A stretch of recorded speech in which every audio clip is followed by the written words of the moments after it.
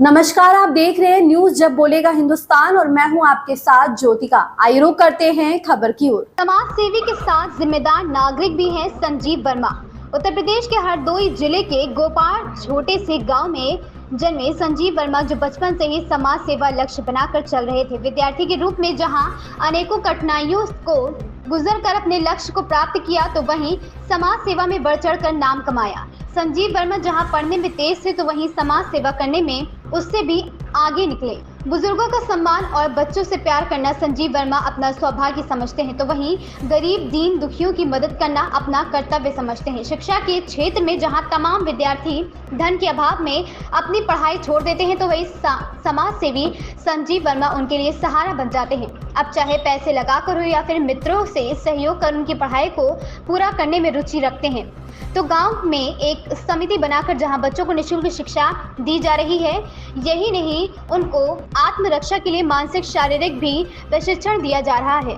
हमारे जब बोलेगा हिंदुस्तान संवाददाता मुनेंद्र वर्मा के अनुसार संजीव वर्मा एक गरीब परिवार में जन्म लेकर ऊंचे मुकाम तक सफर तय किया है। वह आज भी गरीबी का दर्द समझते हैं और गरीबों के लिए सदैव मदद के लिए तैयार रहते हैं। तो आइए जानते हैं ऐसे समाज सेवी और बुद्धिजीवी व्यक्ति के विषय में जब बोलेगा हिंदुस्तान से हुई खास बातचीत में क्या समाज के प्रति उनकी राय।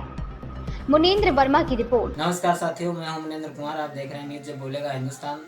आज मैं आया हुआ हूं लखनऊ बुद्धेश्वर में। आज हम ऐसी शख्सियत से परिचित कराने जा रहे हैं जिनको हम आप नहीं बाकी प्रदेश में लोग बहुत दूर दूर से जानते हैं। और आज हम इनसे पूछेंगे, इन्होंने समाज के बारे में बहुत सारे काम किए हैं और समाज को आगे बढ़ाने के लिए भी बहुत सारे काम किए हैं। जैसे कि शिक्षा के को लेकर बहुत ज़्यादा प्रेरणा वो करते रहते हैं। तो आज जानकारी लेते हैं संजीव वर्मा जी से।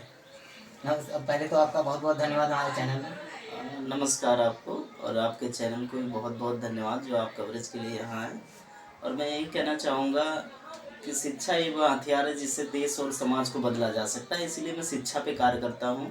हमारी टीम है ग्रामीण जन सुधार सेवा समिति, जो शिक्षा पे ही वर्क कर रही है, जिसमें अध्यक्ष श्रीमती शशि वर्मा, उपाध्यक्ष डॉक्टर रामोतार जी और उपाध्यक्ष श्रीमती रोली वर्मा जी, सचिव प्रबंधक श्रीमती मिथिलेश वर्मा जी, कोषाध्यक्ष में संजीव वर्मा और सदस्य श्रीमती नमिता वर्मा व श्रीमती विनीता वर्मा व सदस्य श्री गया प्रसाद मौर्य जी। ये टीम है जो शिक्षा को लेके हमारे गांव जो पड़ता है महंगे खेड़ा गोपाल में एक निःशुल्क कोचिंग चलाई जा रही है, जिसमें लगभग 100 बच्चे निःशुल्क पढ़ रहे हैं। जी, ये जानना चाहते हैं कि आप जैसे कई जगह पे हमने सुना है बोलते रहते हैं पे बैक टू सोसाइटी, तो इसके बारे में क्या है? पे बैक टू सोसाइटी एक बहुत अच्छी पहल है जो समाज को इम्प्रूवमेंट करती है। उसका मतलब पे बैक टू सोसाइटी, हम जिस सोसाइटी से आते हैं, जिस समाज से आते हैं, उस समाज को हम वापस क्या कर रहे हैं।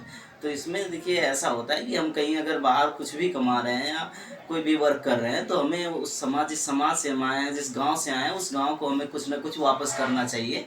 जैसे हम अगर शिक्षा के लेके गांव में हम व्यवस्था कर सकते हैं, निःशुल्क शिक्षा की व्यवस्था करते हैं, लाइब्रेरी की व्यवस्था कर सकते हैं, चिकित्सा सहायता की व्यवस्था कर सकते हैं, कानूनी सलाह की व्यवस्था कर सकते हैं। जिसको जो गुण आता है वो समाज को कुछ न कुछ अंश 5% वापस करना चाहिए। यही पे बैक टू सोसाइटी है।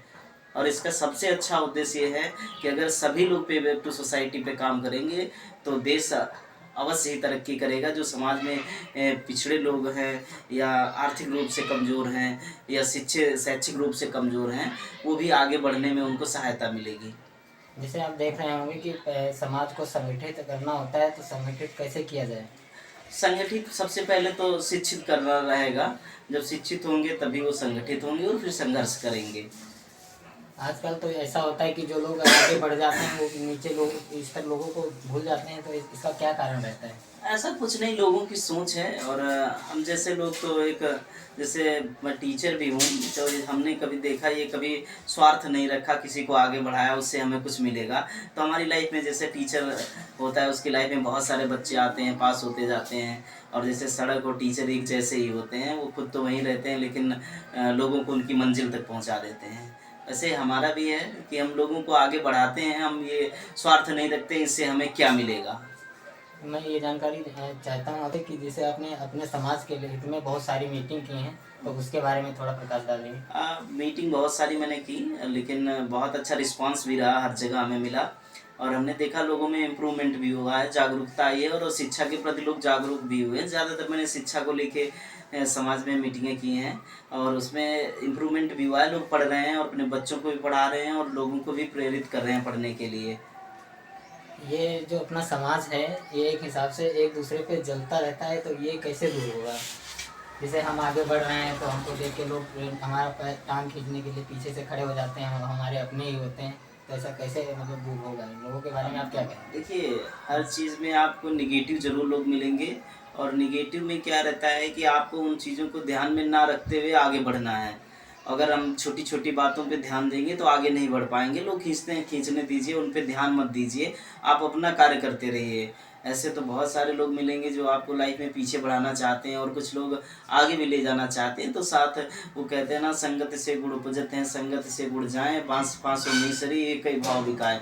तो आप अच्छी संगत कीजिए, तो वो लोग अच्छी संगत करेंगे तो आप अच्छे बन जाएंगे, बुरी संगत करेंगे आप बुरे बन जाएंगे। कहते नहीं कि अगर आप एक साल जैसे लोगों में रहते हो, चाहे अच्छे लोगों में या बुरे लोगों में, अगर 5 लोगों के साथ रहते हो तो छठे आदमी आप होंगे, या अच्छे या बुरे बनेंगे उसी में से। अगर अच्छे लोगों के साथ रहेंगे तो छठवें आदमी आप अच्छे होंगे, बुरे लोगों के साथ रहेंगे तो छठवें बुरे आदमी आप होंगे। इसीलिए आपको सोसाइटी चूज़ करना है, हमें कैसे लोगों के साथ रहना है। जी, तो देखिए ये हमारे साथ संजीव वर्मा जी थे। इन्होंने बहुत अच्छी चीज़ें समाज के बारे में बताई, समाज आगे कैसे डेवलपमेंट होगा और कैसे आगे बढ़ेगा। तो सबसे पहली बात एक इनका एक और ये बात बोलते हैं कि अगर आप लाइफ में 2 रुपये कमा रहे हैं तो 1 रुपये का किताब लीजिए और 1 रुपये का अनाज लीजिए। अनाज आपको इस खबर में बस इतना ही। बने रहिए न्यूज़ जब बोलेगा हिंदुस्तान के साथ।